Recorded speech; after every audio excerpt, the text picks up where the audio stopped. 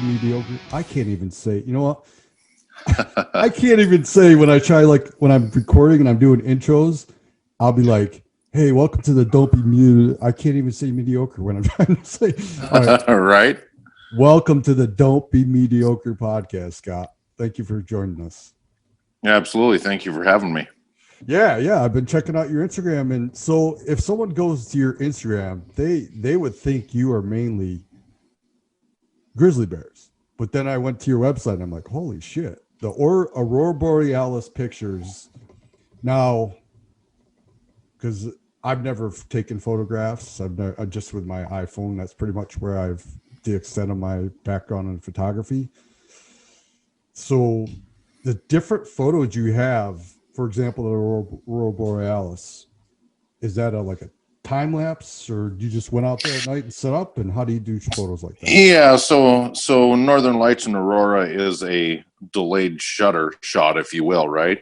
We're still using standard DSLR cameras or mirrorless now, but you literally have to plan ahead. And Aurora is interesting because you're chasing something that's not there when you get there, right? We always joke that less than 3% of the time you're going to get a home run. So out of my 50 best shots, the thousands of hours behind it are ridiculous, right? It takes a lot of things. You're focusing on the stars. You have to learn how to infinity focus. You have to use all the tools of the trades. There's several apps that help forecast northern lights. It doesn't mean they're going to go off. On a scale of 1 to 7 kPa, you can have anything over a 5 in even the lower 48. The northern tier states, Idaho through Minnesota, you can actually get some really good lights. Montana Glacier National Park all the way down to Yellowstone. Some as far south as Missouri have been reported in the past. But the main belt, Minnesota to about Glacier Park and then north. And then, of course, anything north of Denali up to Barrow, you're going to see some epic stuff. But Northern Lights, you chase. You can set up in one spot, and a few of them have a reflection shots on lakes. That has to happen just right? I mean, that's timing. You have to be patient, wait. But a lot of times, it's literally ripping up and down the highway. You have your gear in the seat next to you and you're literally chasing the lights. That's what we call it. But I do a bunch of landscape photography, not just wildlife, and the Aurora is a big part of that as well. Back to, you said KPA. What is KPA? So it's a measurement. There's different measuring tools for the strength of a sun flare, right? So when we look at different tools, like you could have a KPA, you can have a density strength, there's the BZ, and they use all of those tools to forecast a chance. So several of these apps we use, they'll forecast out 3 weeks, a month. Some of them are a little bit further than that. But historically, the last week, August through mid-October, and then the last week of February through right up through the end of April, are the big windows. That doesn't mean you can't see big shows at other times through the winter, but those are your main, early fall, kind of mid to late spring, and then you can hit a home run once in a while in between there. We're also in what's called a solar minimum, and we're coming out of that. So the next couple years, we're going to return to the glory days and actually have some just really killer Aurora shows. I've got a few visits to Iceland planned for when that happens, because that's the money shot. Is it an Aurora? Is that those are like electrons moving? Right, they're particles. Yeah, exactly. Yep, exactly. So when they move, it's interesting, right? Because everybody asks about it. What's it like? Can you feel it? Can you hear it? You bet you can.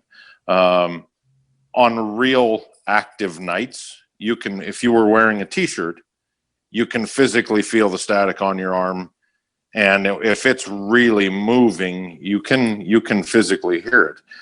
There's times where you can feel the energy on your face. It's almost like dew is what it feels like. So it's not just up in the sky, like it comes all the way down to Right. It can be down all around you. So one of the big misconceptions with northern lights too is they're not always the color you see, right? So the camera holding the shutter open longer lets more light in, and that also draws in some of the color. So a lot of times when you see northern lights, it looks like clouds, right? It just looks like big cloud banks moving. It might not look like it's got color to it. You put the camera up on your tripod and you take your shot anywhere from 5 seconds to 15 or 20 seconds. Then it draws in the color. So it can be pretty frustrating when you're first learning how to shoot them.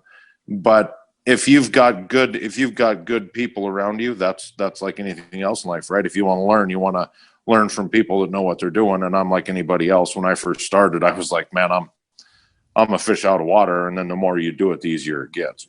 Yeah, it's kind of like podcasting. You just kind of ask the people who are already doing it and get it going. And I mean, I'm still getting my feet wet and learning as I go, because right now I just realized I need to introduce who I'm speaking to. So this is Scott Stone of Scott Stone Photography. And how about giving a little background on yourself? So I'm a Montana native, born and raised farm kid. I graduated from a small school in central Montana farming community, Geraldine, a town of about 250. I graduated with 12 kids. And I went from, and that's, Montana's full of farm. Yeah, Montana's full of farm towns, lots of B and C schools, but lots of towns, 300 people to 1,500 with, big farm and ranches on the eastern 2/3 of Montana.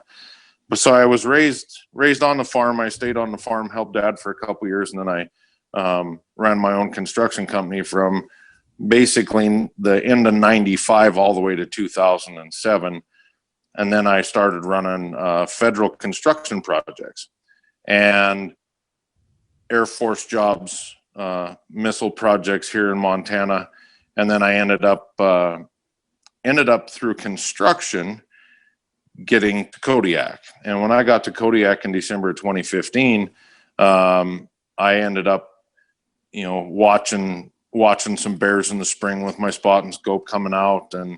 And there was a really strong group of local photographers, and that summer I got hooked. And then that following year, February 2017, I bought my first SLR and started shooting. And I'm really hard on myself. I figured that if I couldn't get the hang of it in 3 months, I'd hang it up. And I teetered. I almost let it go. But that's what I am. I'm a Montana farm kid that was a builder that ended up being a bear guide. But the outdoors have been part of my life my whole life. My dad imagine taught me the right way to hunt and fish, and just enjoy being out.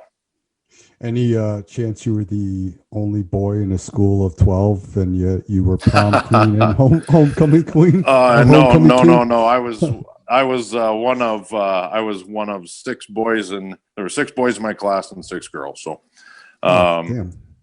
Yeah, but we, like everywhere, it's amazing how fast that flies, right? I graduated in 93, so it's been a while, but we all still keep in touch. But we all have different roads, but a lot of us are doing some pretty cool stuff. I still run some Coast Guard and Air Force construction projects. I work for a native corporation out of Alaska, and that's what I do in the off season, if you will. And then I guide. Bears are my life, period. From about 2010 on, even here in Montana, I just study constantly. And then when I got to Alaska, my first summer up there, I didn't even go on any bear views to Katmai because we have so many bears right in the backyard in Kodiak. It never even seemed like a real thing. Why would I spend $500 or $600 or $700 to go on a trip to see these other bears? And the second summer I was there, I got hooked. And then they asked me to guide, and I've guided the last 2 years, and then this year will be my first complete full season. We're going to run about May 15th, May 18th, right up to September 15th at the end of the fish run. But guiding is my life. I'm a photographer. That's who I am. I do the other stuff to make a living. But the bear guiding, the bear view guiding has definitely become part of who I am. Do you hunt as well? Because I see that elk. So yeah, I in the past I hunted a bunch. I'm a licensed taxidermist in the state of Montana, so I even do that. So the outdoors have been my life forever, and that's where, you know, I got a lot of my a lot of my outdoor skills and whatnot. I spent a lot of time with some really great people hunting and fishing, and through that, there's nothing you can throw at me that that we're not prepared for. That's the biggest thing we do guiding. We throw our soul at giving everybody the best day of their life, but the logistics involved is huge. Now you spend a lot of time in Alaska, and how, because you guide people for bears, what's the closest? Because man, Kodiak aren't they larger brown bears than regular grizzlies? They're really big. Yeah. Right? So coastal brown bears, right? The Kodiak actually is its own subspecies, right? Because it's been separated, Kodiak from the mainland by the Shelikof Strait for over 10,000 years.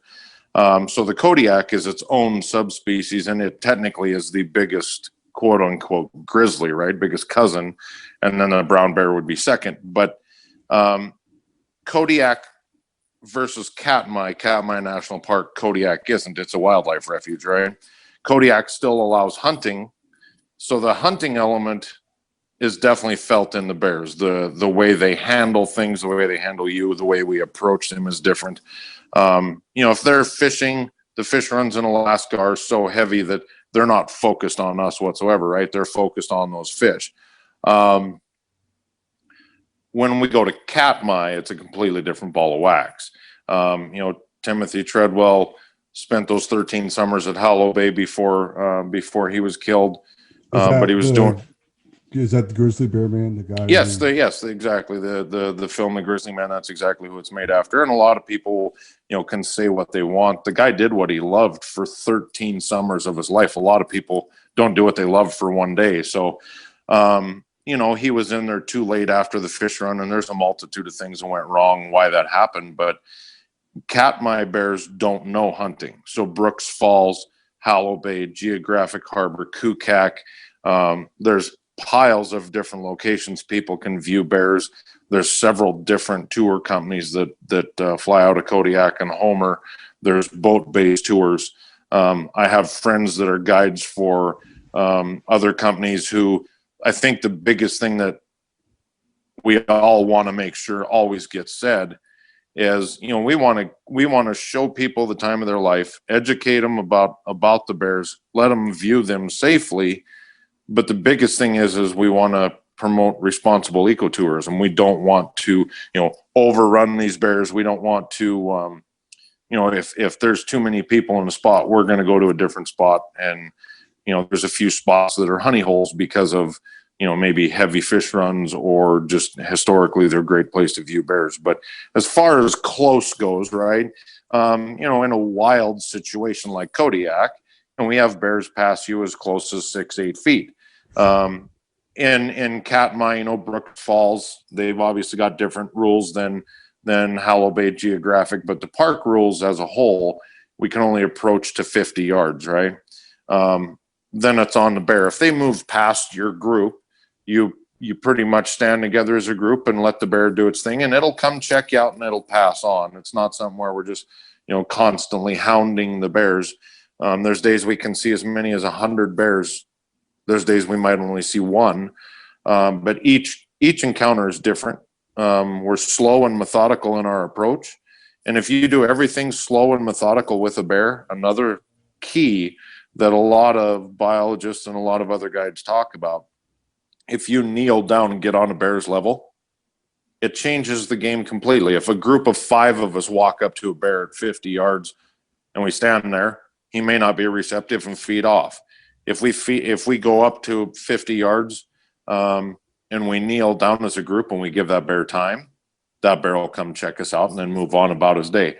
I always say, if you give a bear time, it will give you the world in the palm of your hand, and that's honest truth. Whether it's a sow with cubs, could be the biggest boar in Katmai. Each one's different, but when you know how to handle them and you learn how to speak their language, getting down on their level is huge. Once you can get down on their level, it completely is a calming effect on them. They know we're not there to hurt them. The first bear viewing trips, really in the late 80s, the Homer folks started to put the planes down. Instead of just flying people on flight seas, they would get down on the ground and get with the bears. And so it's, here we are in 2021, we're nearing, 33, 34 years in some of these areas. So you're talking generations of bears that have been, conditioned or accustomed to seeing people in their mix. So it's just part of their world. We always talk about the line we never want to cross. It's okay to observe, but you never want to interact. That's the tipping, right? If you observe and don't draw attention to yourself and you let the bear be the bear, we always say that too. If you give a bear an out, you're not going to have a conflict.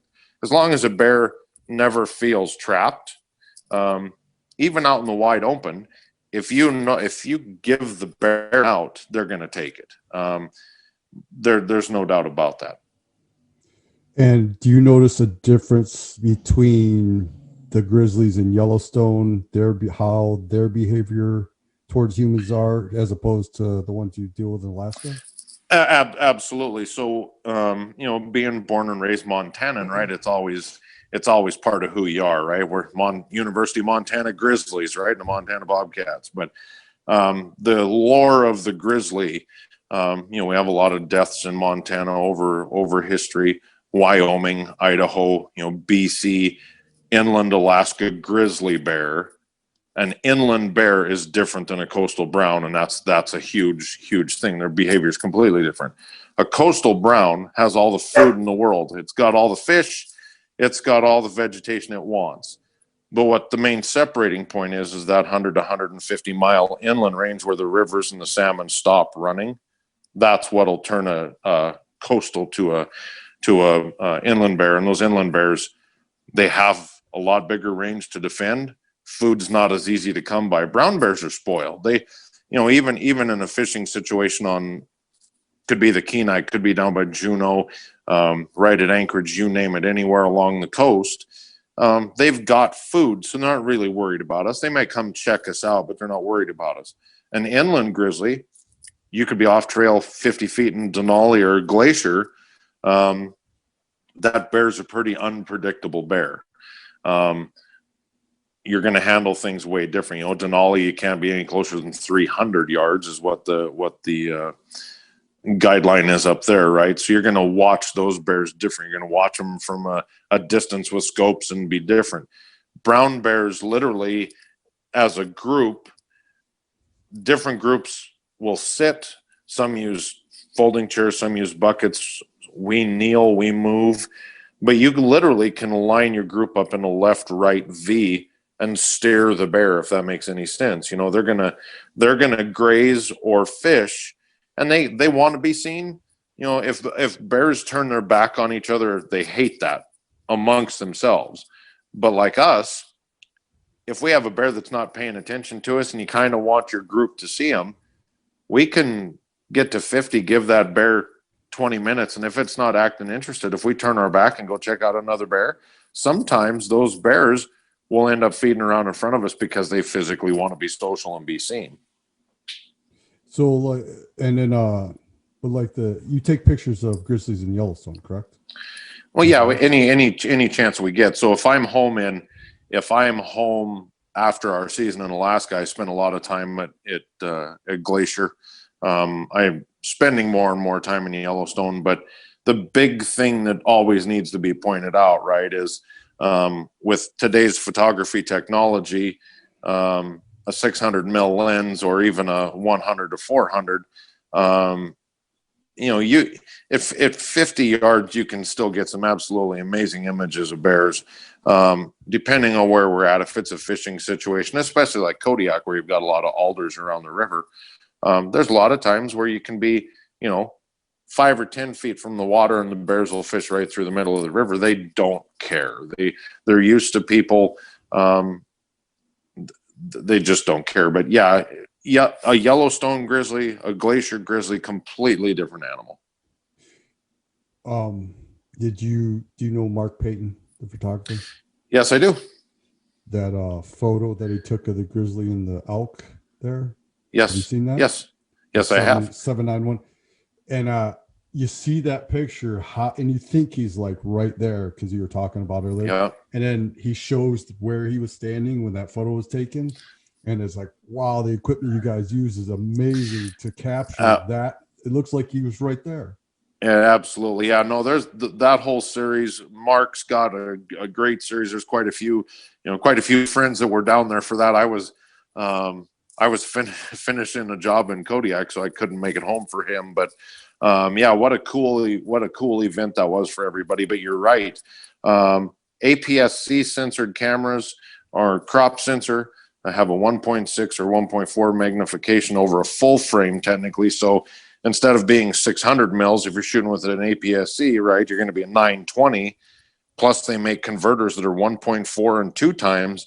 So you can be, several hundred yards from something and still get usable images if you've got a good steady tripod. And these guys know how to shoot too. And I feel real blessed just to be in the fraternity that I'm in. And the guiding. If you told me today that I could, had to put my camera down and never take another picture, but I got to take people to Katmai, I would sign up for it, because what we get to do is physically change people's lives. A bear has a lot of power. A bear can look straight into you and make you feel things that not a lot of other things can. We talk about it all the time. You could be from another country and not have a clue what a grizzly bear is. And if you see a grizzly bear, that thing can kill you. Yes. That you can physically see that. And it's neat we are truly blessed and fortunate, the handful of guides that get to do what we do in Alaska. There's other spots around the world, whether it's polar bears, pandas, moon bears, sun bears, spirit bears, the kudzu grizzlies. There's lots of different bears to be safely viewed around the world, but it's an incredible thing. And even like Yellowstone, with 399 in her cubs, she's accustomed to the people. And as long as people give her space, and like we talked earlier about that, as long as the bear has an out, that's all they need. If you give a bear an out, you can have people parked in a line up and down the highway, and a bear wants to cross the road, and it's going to get nervous and not like that, right? Right. If you have somebody that's got their head about them, if a ranger's not there, all it takes is you and I saying, hey guys, let's move 2 or 3 of these cars out of the way and leave a gap so that bear has somewhere to go. We be patient, open that up. That bear's going to cross the road and be just fine. It's all about body language. And once you learn to speak the way they speak, if you give them space, and that's truly, people say that all the time, if you give a bear space, it's going to leave you be. That's the honest to God truth. The bear will let you sit there for 2 or 3 hours with it, as long as you never do anything threatening and it knows you're not there to cause an issue. Even with cubs, as long as you handle them right and you let a bear do everything on its terms, you're not going to have an issue. We're not ignorant. We know what we do is extremely dangerous. We safety brief everyone on our trips. We study them exhaustingly, but it's out of passion and love. On our trips, I physically do not carry a weapon. I do carry bear spray. I do not believe in carrying on our trips. Couple reasons. One, the bears can sense it. They can smell gun oil and powder, and they can sense it, and it changes a view. Physically does. It changes a view. And another reason is we should have our wits about us enough to never put ourselves in a position to need that. I'm not saying that a bear might not fully charge us or something. We don't like to use the word charge. We like to use the word bluff, because we're never doing anything that's going to entice that bear to just full on come after us, right? I mean, we're not trying to get in between her and her cubs whatsoever. We're not trying to take their food. Anything that would cause a bear to react that way, we're not doing anything to bring attention to ourselves to make that happen. So safe to assume that bears are probably your most favorite animal to take photographs of? Yeah, it's interesting. You know, I mean, I'm Montana kid, man. I love mule deer and elk and bighorn sheep. You know, I mean, we've got some of the biggest bighorn sheep in the world are here. Rocky Mountains, of course. Missouri River breaks and a couple other areas in the state produce some real giants. I spend a bunch of time down in Utah now as years go on. You know, that's a heck of a mule deer state, no different than Wyoming. Montana's still got a few, but you know, Utah's are pretty accessible, and it's a little bit easier country for them. You know, I would like to do some mountain lion, lynx, that type of thing, spend some more time with moose and whatnot. Some of the Alaskan game, I want to go to Nunavik Island for muskox, and there are a few other places I'd like to go. But my main draw is my bears. There's no doubt about it. I have a passion for them, and sharing that. That's hard to take that away, you know. And you know, I have friends ask me all the time if I get burnt out or if I'm gonna, you know, consider taking some time off. And the way I look at it is, I feel like we've been almost, in a way, those of us lucky enough to guide in Katmai and you know, the Alaskan coastline. I feel like we've almost been pulled in that direction or handpicked to help share it, because that's what we do. We don't, you know, we're truly blessed. We get to show people that if you view them calm and cool and collected, that's all you got to do with a bear, man. You move super slow and just go about a pretty lazy hike, and they know you're not in there to do anything to them. They'll let you physically hang out with them all day. Yeah, your passion, just the way you've been speaking to me, you can tell that it's just something you really enjoy and look forward to. Are there certain bears that you look forward to seeing every year? Absolutely. So, you know, this is leading into my fifth, my 5th year visiting Katmai, right? Actually, technically 6th, but I've got several sows with cubs that they're their second set of cubs. So I've already seen them rear one and have their second one. So I've got at Hallow Bay, I've got several cubs and sows that, you know, I'm looking forward to seeing this year. And then, of course, at Geographic Harbor, a pretty special one and her cubs. But, you know, there's some giants too. Van is one of the most world famous wild bears there is. He's been in quite a few BBC documentaries and some other shows. He's a true Hallow Bay Katmai legend. He's giant. I mean, he's an absolute beast, and it's been his bay for years. He's a massive bear. That's one we look forward to seeing. The cool part about Hallow Bay versus like Geographic, Hallow Bay, those bears are fairly sun bleached. They spend the better part of 2.5 months out grazing in direct sunlight, and they're really blonde. And when we move to fishing bears, we're usually with bears that spend a lot of time in the alders, and they're a lot darker. So it's cool. We get to see that mix. The big one for me is I get to meet a lot of different people. I say that since I picked my camera up, the people that have came in my life are all just world changers, right? They're awesome. They're positive. They're people that are on bucket list trips, or people that, you know, finally retired and get to go enjoy doing something. Be it a Make-A-Wish kid, be it somebody that's 20 years old and graduated high school and just bought their first camera. We get to meet everybody along the way at every different stage, and they're not all photographers. That's the beauty of it.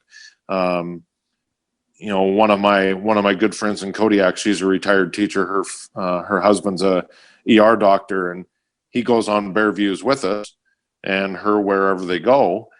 And he never takes a camera. He just goes because he enjoys it. He lets her do the photography in it. He just enjoys it. And I have my days during the summer where I'll physically leave all of my photography gear and just go to enjoy it too. I try and do that every couple weeks. Kind of keeps me grounded and centered. But once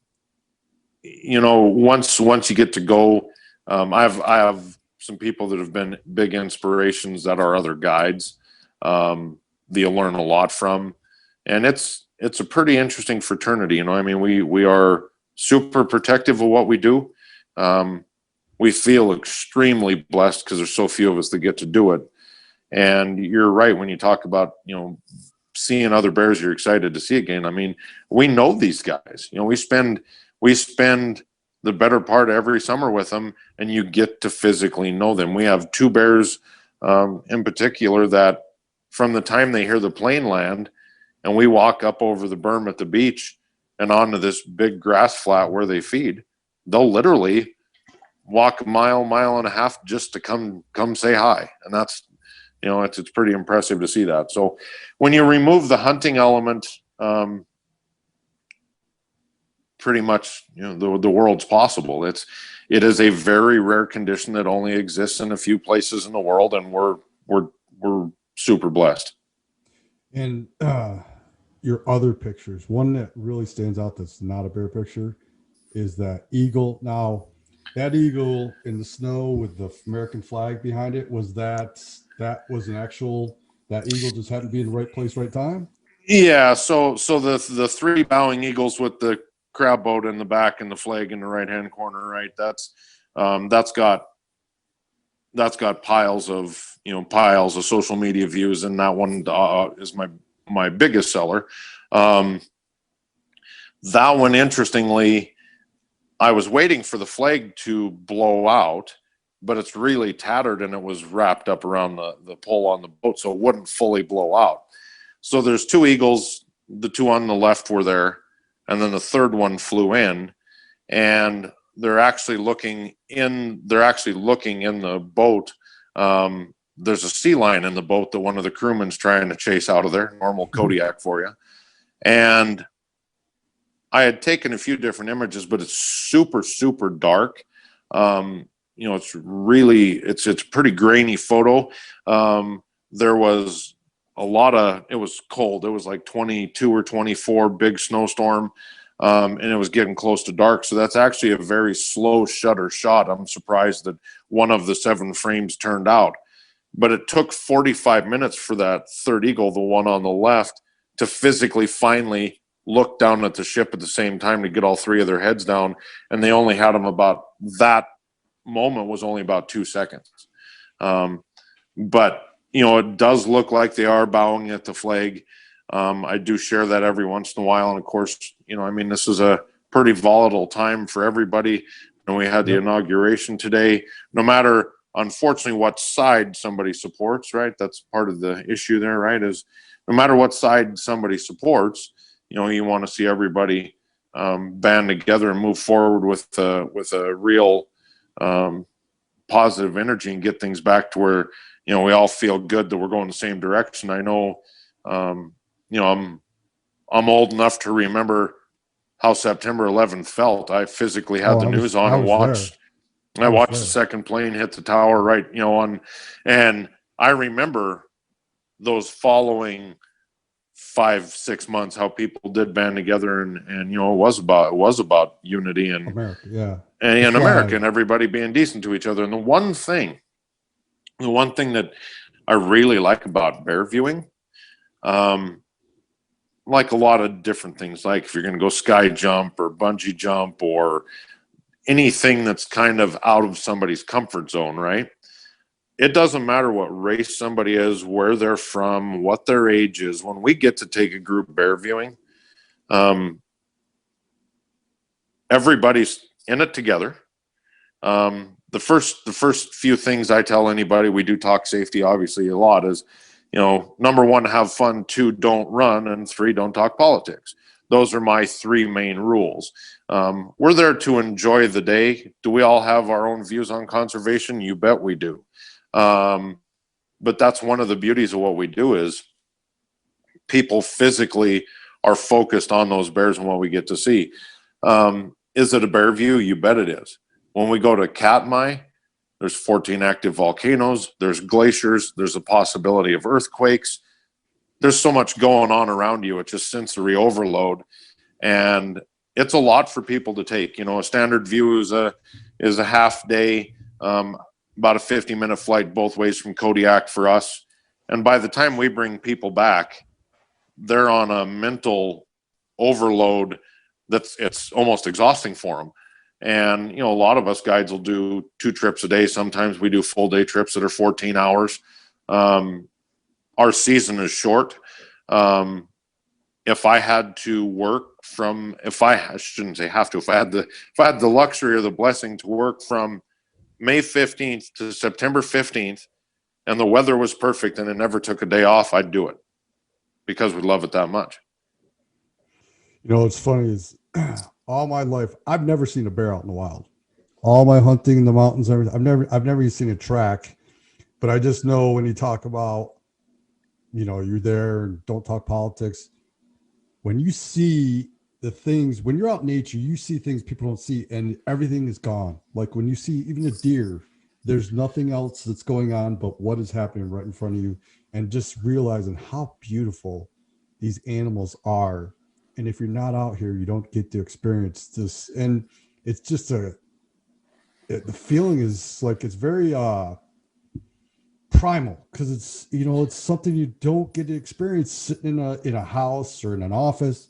You're out there and you hear water flowing, you hear the birds, but you're seeing these animals doing their thing, and you can't, those images just captured in your head and your camera in your head are unforgettable. No, absolutely. Some of my favorite views are when we've been able to watch other people just soaking it in.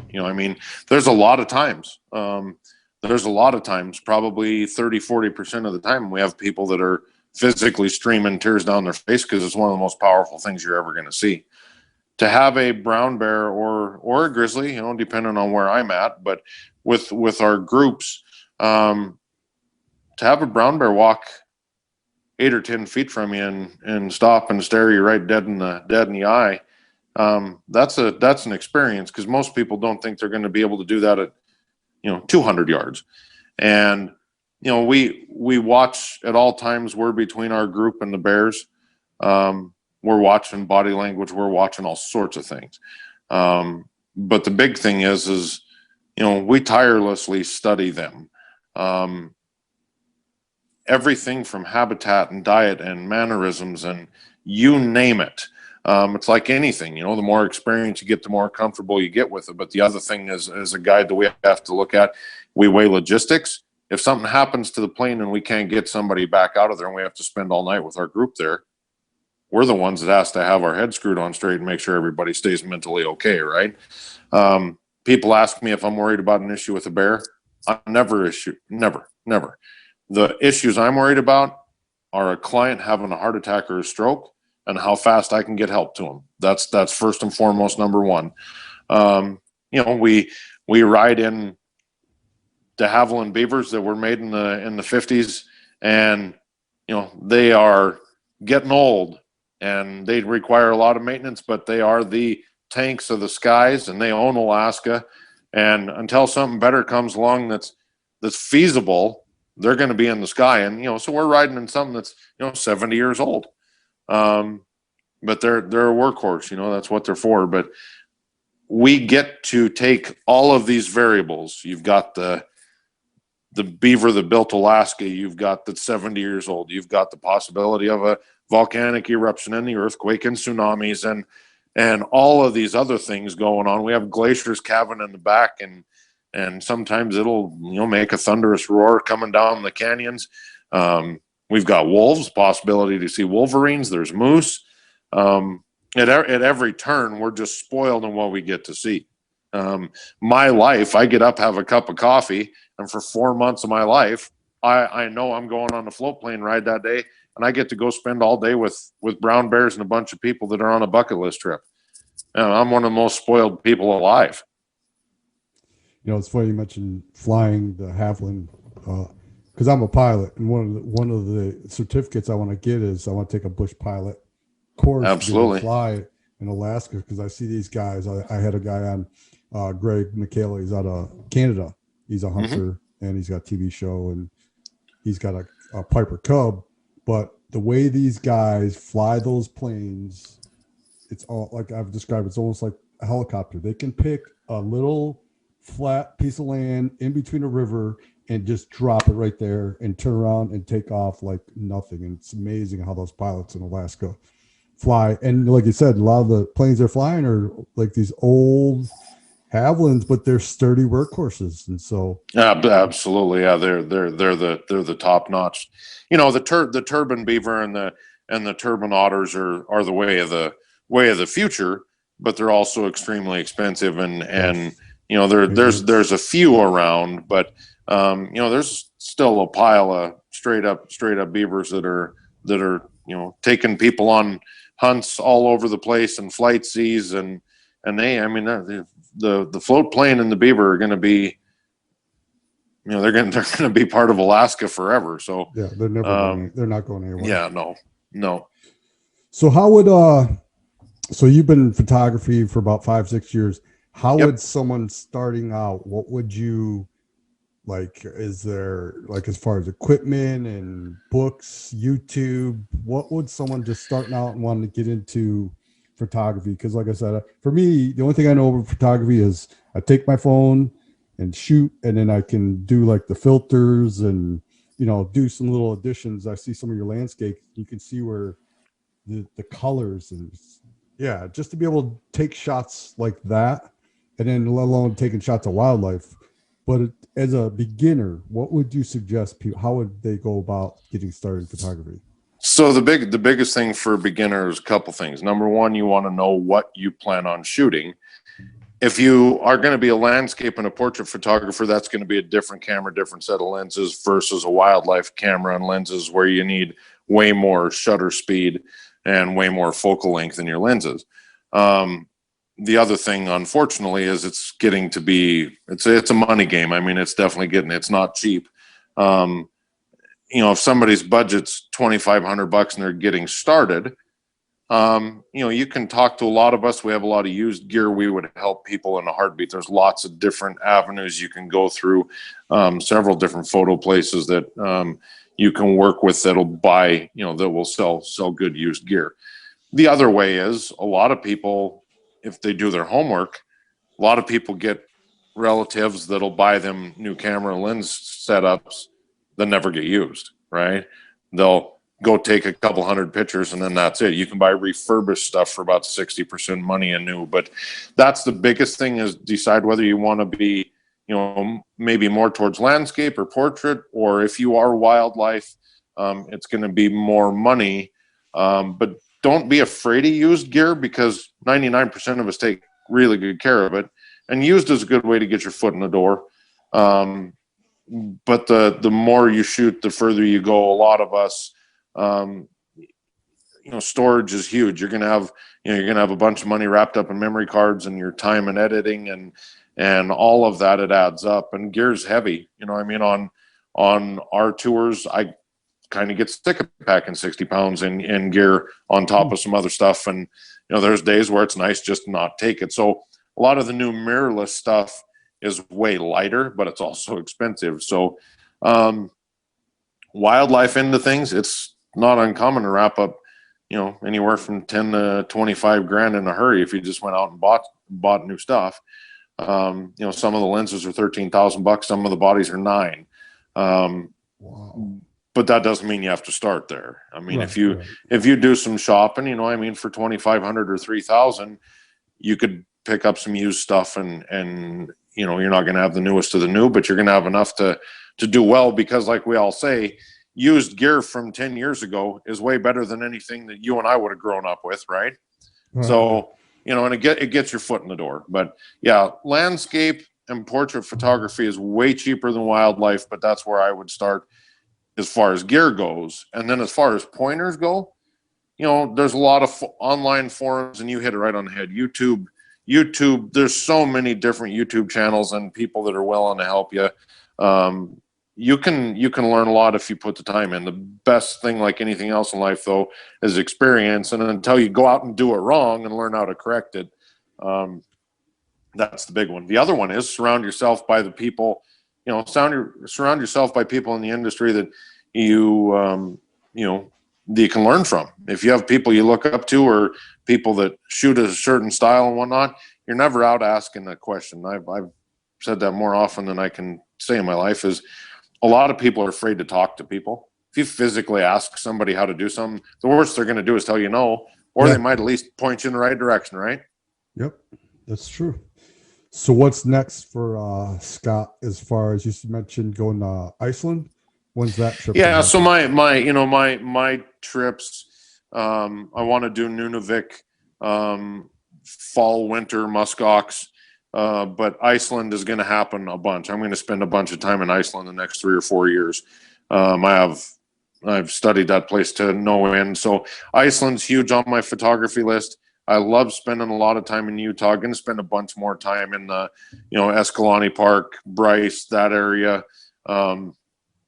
Arches. I have a landscape draw, so it's pretty much wildlife spring and summer, and then late fall, and then as soon as the critters kind of wind down, I go right back to landscape. But I do have a draw. I want to come home to Montana for a couple years and spend as much time as I can on the road, and use my camera here. Montana's always going to be where my heart is. Alaska is very much a part of who I am. I had somebody ask me the other day, how long I plan on guiding, and truly, as long as my legs still work, I'm going to go guide. Like I say, it's truly an honor. It truly is. So, I always tell everybody, if I died today, I've lived such an amazing life that most people would only dream of. I'll be 46 in June, and if I never got to do another thing the rest of my life, I've already been more spoiled than anybody deserves.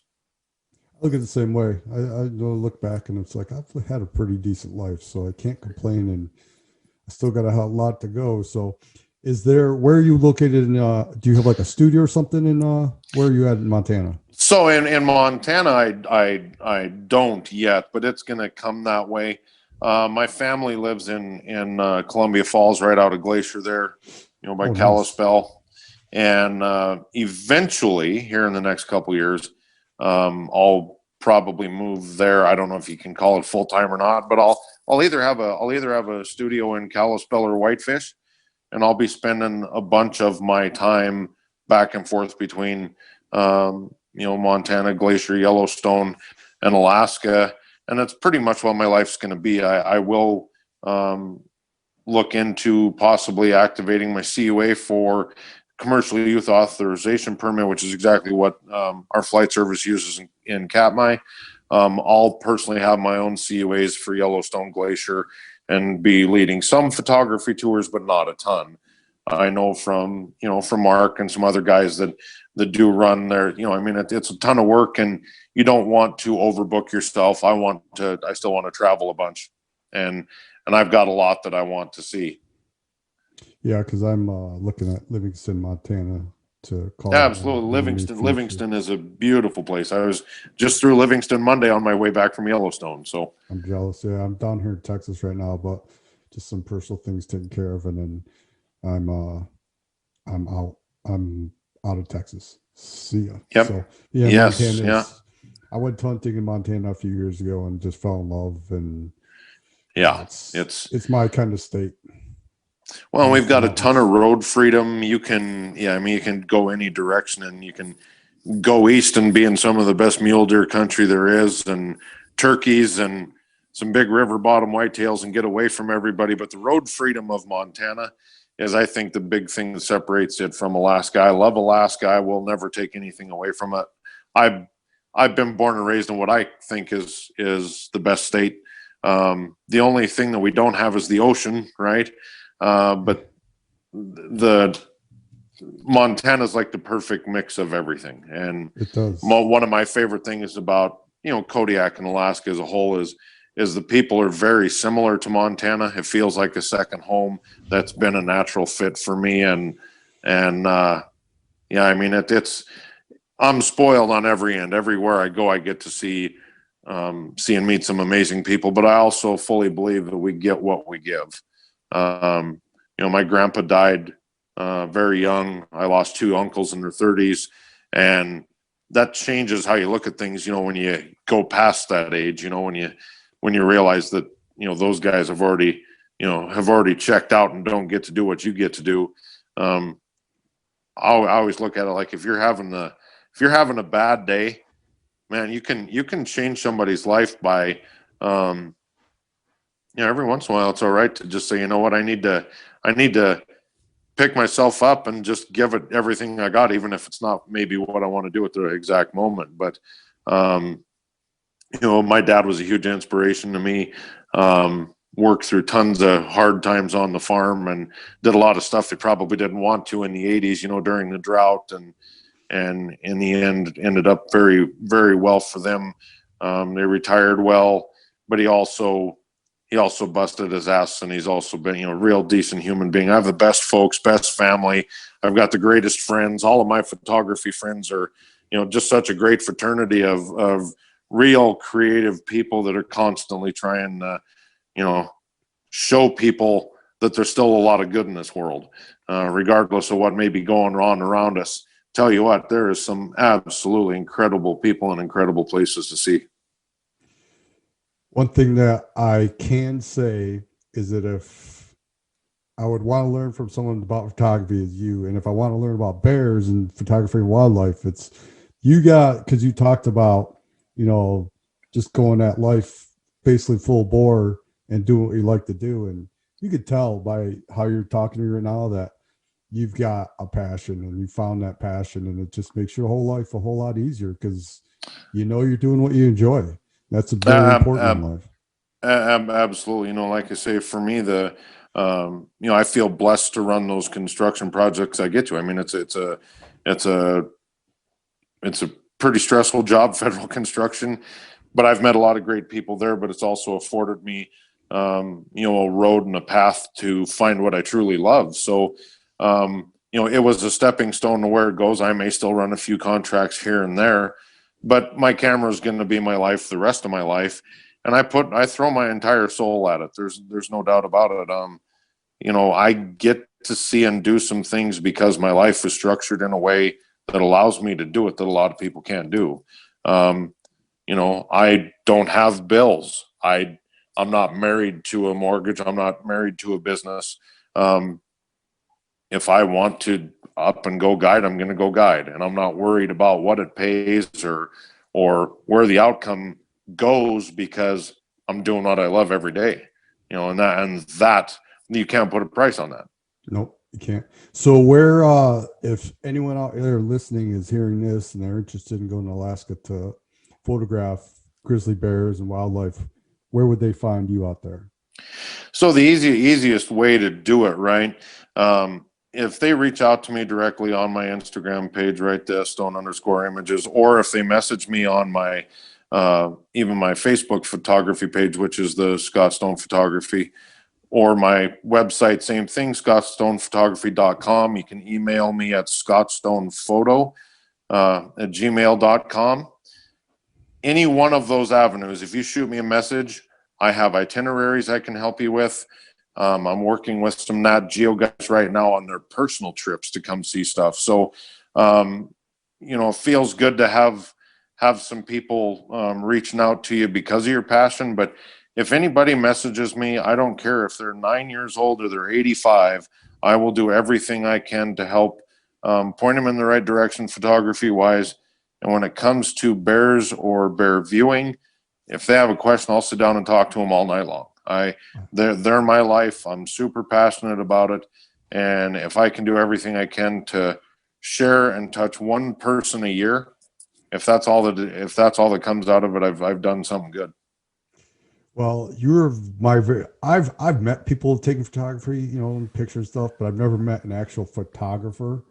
And then speaking to you, like I said, you can tell you really love what you do. So it makes it a whole lot easier. And it seems like you want to pass that on, which is going to help people getting into it. And I'm sure going on guided bear trips with you you're very knowledgeable about the bears and how they behave. So it just makes that whole experience just that much better because you're reassuring them that the bears are doing this and that. We have nothing to worry about as long as we do this. And it just makes that trip probably a whole lot more calming for the individuals involved. So yeah, it's awesome to hear you speak because you seem really, really that you love what you do. And that makes a huge difference in everyone around you. So I'm glad we had a talk today. No, I absolutely do love it big time. Yeah, no, anybody can reach out anytime. I do. I absolutely love what I do. I am a blessed individual. So, yeah, I'm more than willing to help anybody. Like I said, doesn't matter where you're from, how old you are. I'll do everything I can to help you get to Alaska and stand toe to toe or as close as we can safely be from these amazing critters. We've got people from Europe and Asia and all over the U.S. and Australia, New Zealand. I've met some amazing people, but the bears bring people together, and the bears have a spiritual power that you have to see it with your own eyes to believe. They can change your life. And it's .S Stone for your Instagram. Yeah, it's S Stone _images. Okay. Is the Instagram, yeah. And then ScottStonePhotography.com. Go check out his pictures. Besides what you're going to see, you'll think this guy is just grizzly bears. He takes amazing photography. He's got all landscape, other animals, birds, you name it. And the eagle photograph is phenomenal. So yeah, go check Scott's stuff out. And I really appreciate you being on the podcast.